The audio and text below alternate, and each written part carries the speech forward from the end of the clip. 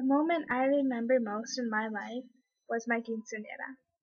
I remember having to learn all the dances, having to find the perfect dress and the perfect shoes. I remember all the bickering and fighting between my damas and my chambelanes. However, I know a lot of my non-Latin friends don't really know what a quinceañera is, so why not try and explain it? A quinceañera traditionally marks the day a girl turns 15.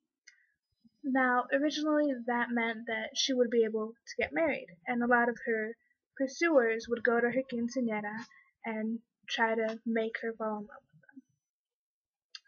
Nowadays, it's not really that.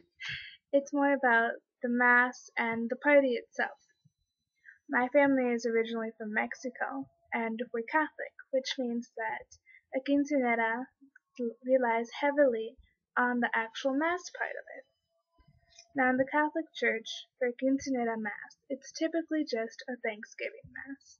We give thanks to God, to our parents, and to our godparents, as well as all of our family and friends, who have helped us reach this point in our life where we have become women.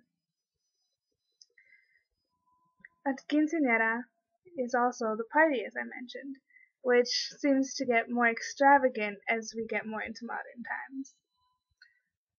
But there is a lot of tradition behind a quinceañera, not only the mass, as I mentioned, but once the party actually starts, you actually have to do a lot of dancing, like a waltz, and it's typically rehearsed quite a few months in advance, because you're going to be performing it with your damas and your chambelanes.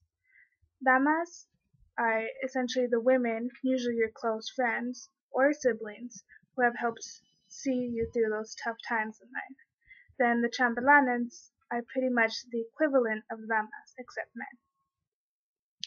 The waltz that first starts off is the entrance waltz, which essentially is just you walking in with your parents, your damas, your chambelanes, and your godparents.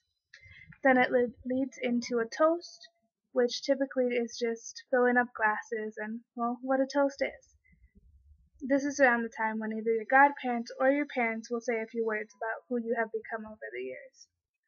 After that, it's a more traditional waltz, which is a waltz with your father, and it's essentially probably one of the more sentimental parts of the night. You essentially dance with your father, and then he hands you off to one of your chambelanes, which is like him giving your hand in marriage. Then leads into the more generalized waltz, which is more people coming onto the dance floor, and that's when the party starts. There's also one more sort of dance that you can do, which is a sort of preferred dance.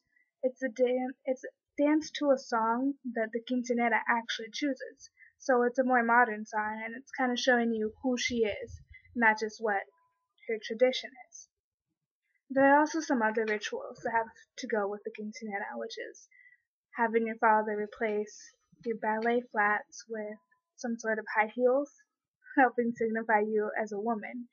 There's also the ritual of la última muñeca, which is the last doll. Now, that's pretty much like your last treasure of childhood.